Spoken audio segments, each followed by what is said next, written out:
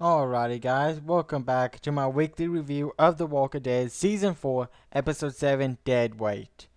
Now, this was of course another Governor standalone episode, and it was basically following after Martinez found Megan and the Governor. Now, I love the part at the beginning where Martinez says, if you want to join us, there's two things you gotta know. One is I'm the leader around here, and two, there's no dead weight. We do not take any dead weight. I really like that because, in a way, that feels like the governor because obviously Martinez was referring to the governor because that's the whole reason why Martinez left. Martinez and Shumpert left the governor at the beginning of episode 6 while there was because whenever the governor felt like he had no purpose, he was being like a dead weight. So Martinez and Strumpet left him because he was just being a dead weight and not doing anything. And then Martinez got alone with him and said, "So it seems you really changed." And then I loved how Martinez put it whenever he was talking to Pete and Mitch. He said, "You should have seen him before. Ice in the veins. He would, which basically means he would kill anybody without a care in the world. Which is basically what he was doing in season 3, just killing anybody whenever he felt like it. If they disobeyed him and wouldn't follow him, boom, they were dead." So I really like that, how he put it. This was a really good episode. I mean, episode 6 I didn't really like too much. This episode was really good because it basically showed us the governor basically becoming the leader. Because, of course, he killed Martinez.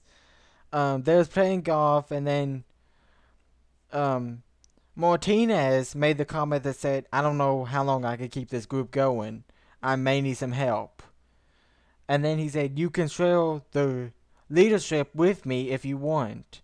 And of course, the governor doesn't like to be second in charge. That's basically what Martinez was whenever the governor was controlling Woodbury. Martinez was basically second in charge to the governor, and that's what Martinez wanted the governor to be, second in charge to him. And of course, the governor did like that. And whenever Martinez made that comment, "I don't think I can keep this. I don't know how long I can keep this group going." He was being a dead weight right there, and the governor remembered what Martinez said at the beginning of the episode: "We don't allow no dead weight." And Martinez was basically being a dead weight because he didn't know if he could survive. So of course the governor saw it as an opportunity to kill him because he was a dead weight, and two, so he can be leader. So he killed Martinez, hit him over the head with a golf club, and then dragged him over the pit full of walkers, and basically let him go. And I could not really understand what the governor was saying doing that. He was screaming something. I don't know if he was saying like, "I don't want it," or "I don't want to do it," or something like that. I don't know what he was saying, but he was just screaming, and then he just let Martinez go basically. And um, I loved how during the entire episode, um, Martinez and everybody else was dropping hints, or really only Martinez was dropping hints about what the governor was doing in his past. And then I love how Tara made the comment, "Well, I wish I would know what." Um, she said, "I wish I knew what Brian did back then because he never wants to talk to me about it." And that's because he's embarrassed and doesn't want to share what happened to him in Woodbury. And then, of course, he took off his eye patch to basically clean the infected wound. And of course, she saw it and she wanted to know what happened because I believe that was the first time she ever really saw what happened to his eye and why he was wearing that eye patch. I love the nickname that they gave him, Pete and Mitch, One Eyed Bry. I really like that nickname. It was so funny because every time he said something, he'll be like, "You better listen to One Eyed Bry," and stuff like that. I really like that. And then Martinez, Pete and Mitch, which was the two brothers that was new to the episode, they didn't last long. Or Pete did last long. I think Mitch is still alive. But anyway, they went to the camp. They saw a lot of like young people to old people. Really didn't see any kids, but they had a lot of surprise. And the governor and Mitch, I believe it was, actually wanted to take over the camp and basically kill them to get all the supplies. But Pete said, no, no, we should do that. We don't have any business. We'll just go look elsewhere.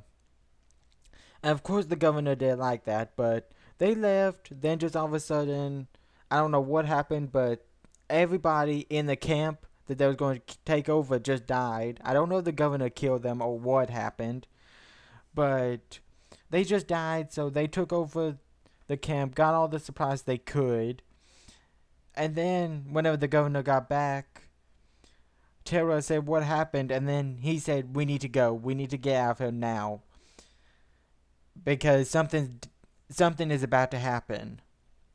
So of course Tara was like, "Well, why should we leave? This place seems just fine the way it is. We should just stay here." And then the governor said, "Look, if you trust me, you'll get out of here as fast as you can." So they left, but they did get that far because they actually got stopped by a pit of walkers, so they had to turn around and come back.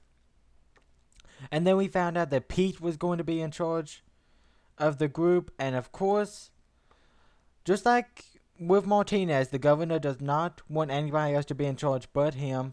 So of course, since Martinez was the leader of the group, the governor had to kill him, and now since Pete's the leader of the group, the governor had to kill Pete. So he had a knife in his back pocket. He knocked on Pete's door, walked right in, and then just stabbed him right there. Didn't even wait around, just stabbed him. So I really like that. And then just dumped his body in the river. I really like that. So that was already two people he killed. And then he would go talk to Mitch. I thought he would kill Mitch then too. But the governor thought that he needs to keep Mitch around because Mitch is basically the only person to know how to operate a tank because he was in the military. And I don't really think the governor knows how to operate a tank. Because if you remember, um, no, I don't think season 3 had a tank. They had a truck with a machine gun, and the governor never operated that. So I don't think he knows how to operate a tank. The only person who does is Mitch, since he was in the army and he was basically a tank officer and he knows what to do. So the governor thought that he needs to keep Mitch around just as long as he can so he can operate the tank and they can basically attack the prison. So he basically told Mitch, look, you can either join me and stay alive or you could just die now. Your choice. And Mitch obviously chose to stay alive. So I'm excited to see how that plays out. I bet you Mitch is going to die in the mid-season finale next week. I just have a feeling I don't think he's going to be a main character. I think he's going to die pretty soon. So I'm excited for that. Let's see if there's anything else I want to talk about. Oh yeah, and the fact that the governor never wanted anybody to know about his past because, like I said, Tara basically said I would like to know about Brian's past because he never talked about it anymore. So, I thought they was going to find out about his past right then, but every time they mentioned something, he would just change the subject. He was like, no, I don't want anybody to know about that. And plus, he had to kill Martinez anyway because Martinez knew too much about him. Because it seems like he's trying to change his past. And Tara actually says, Martinez actually said before he died, so have you really changed? And then and then the governor nodded his head yes. It seems like the governor has changed a lot because apparently massacring a whole bunch of people changes you. So he obviously changed a lot, but I think he's still evil inside. Like, he's trying to battle two different people. On one side, you got the governor who wants to be nice and wants to protect Tara, Lily, and Megan as much as he can. But then you got another side, the bad side, who wants to get revenge on the prison, wants to kill Rick, wants to kill Michonne for what she did to his eye and his zombie daughter. So it seems like he's battling two sides, his good side and his bad side. Who's going to win? We have no idea. But it seems like the governor has gone crazy again, just like he was in season 3. He doesn't care about killing people. He'll just kill them just to survive and all that. So I don't know if they'll ever realize who he was back then, or if they'll ever realize that that he killed Martinez. I'm pretty sure Mitch already knows that the governor killed Martinez because, come on, Mitch is not stupid. He obviously knows if he killed his brother Pete, then he obviously killed Martinez too. So I don't know if Mitch is going to wind up telling them or not. I'm pretty sure if Mitch does decide to tell the group, then the governor will kill him straight off. So I really love the ending whenever the governor finally made it to the prison and Michonne and Hershel was outside talking and laughing and all that, and then the governor pointed that gun and aimed it right at Michonne and was just about to pull the trigger but then stopped. So I'm really excited. Next week is obviously going to be the war, the mid-season finale. A lot of people's going to die, and there's going to be a lot of killing, a lot of deaths, possibly a whole bunch of main character deaths.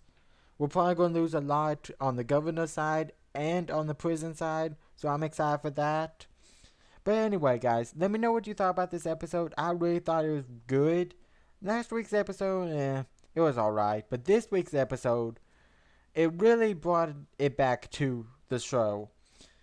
We basically saw how the governor, basically captured or killed Martinez just to get leader of the group again. So that was really awesome. But anyway, guys, let me know what you thought about this episode down below. Let me know if you're excited for the next week's episode, which is, of course, the mid-season finale. I may do a video talking about what I think may happen during the mid-season finale later on this week or closer to the time. But anyway, guys, I'm really excited for that episode. I'm sure you guys are too. I'm going to go and let you get out of here. Thank you guys for watching, and see you guys next time. Peace.